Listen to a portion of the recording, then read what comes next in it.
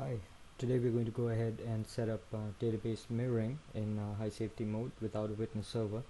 The intention being that we've got two different servers, node 1 and node 2.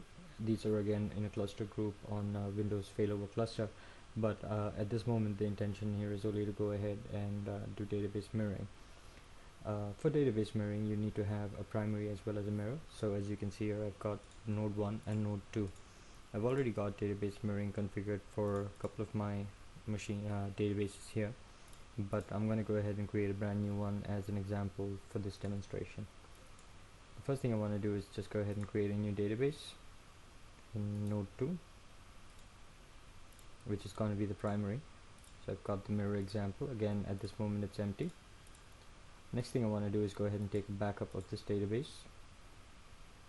It should be in full recovery model, and let me just go ahead and put it in some easy to reach location at the moment. So I'm just going to go ahead and put it on E drive as db1.back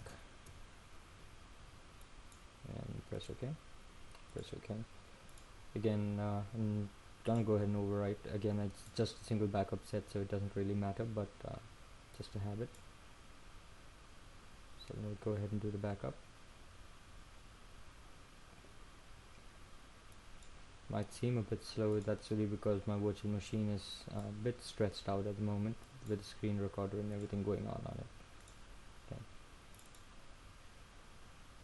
So I've got db1.back. I'm going to move this into the other server, which is node 1. I've got a shared folder here, so I'm just going to move that over here. Now when I log into node 1, I want to restore the database, so I'm going to go ahead and choose restore database, and I'm going to call it mirror example. So let me just first pick up the database file. It's lying in sync data and it's called db1. Right? Press OK. Now I've got mirror example. Everything looks good here.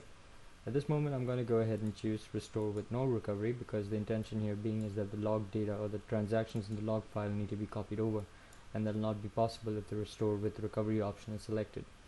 So go ahead, select restore with no recovery and press OK, and the database should be successfully restored. So if you refresh here, we should see mirror example restoring, which is also going to be the case when you refresh here. So as you can see, it's not listed at the moment, so let's refresh it, and we've got mirror example restoring, so that's good. The next thing we want to do is actually start the whole database mirroring process. The first thing we need to do is right click, choose tasks, and then choose mirror,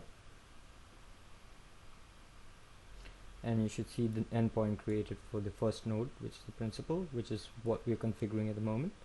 Let's go ahead and configure security, so press next. I don't want to go ahead and set up a witness at the moment, so it's just going to be the primary and the mirror. The principal server is the primary, so as you can see here, it's node 2 with port 5022, and that's important because these ports need to be open in order for database mirroring to work. Press next. Now node 2 is already my primary, so I'm going to go ahead and select node 1, and as you can see here, node 1 is on a different server, so I've got 5022 assigned for that as well.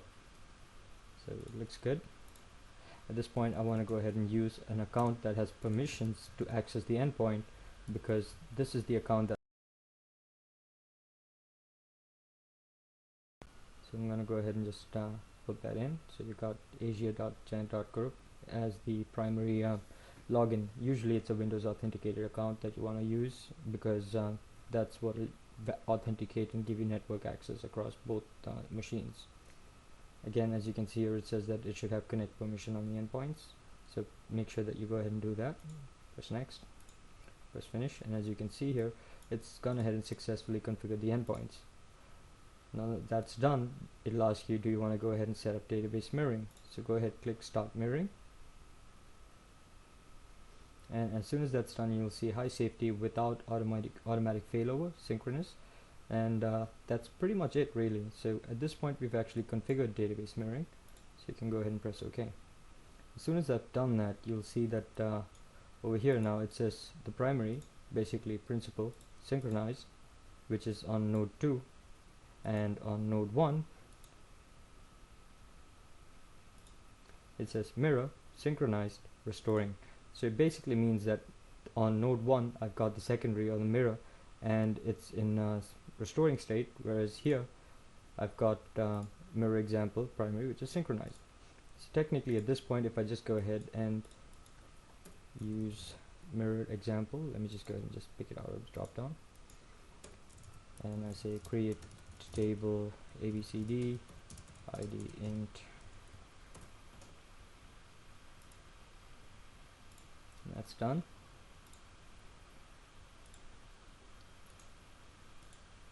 And I've got a table created here, so that's good. Next thing I want to do is just failover, so let's go ahead and do that quickly. Mirror. If you want to failover, you can see that there's a button here that says failover. You just need to go ahead and click that. It'll ask you if you want to do it, and you can press yes. And now if you refresh databases, what was earlier the primary now becomes the mirror secondary, as you can see here, and what was earlier the mirror will now become the primary. And it also has the table that we've just created. So let's go ahead and insert into ABCD, select 1. Oops, I'm still connected in the primary, so I need to go ahead and connect to the secondary, so let me just do that.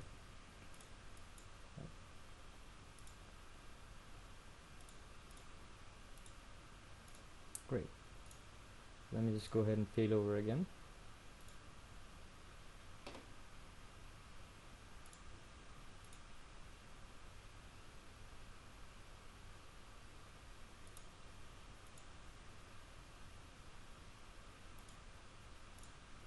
Naturally, because this connection that I've just established has been terminated because it's failed over. So you'll never be able to actually query out of the secondary or the mirror, basically.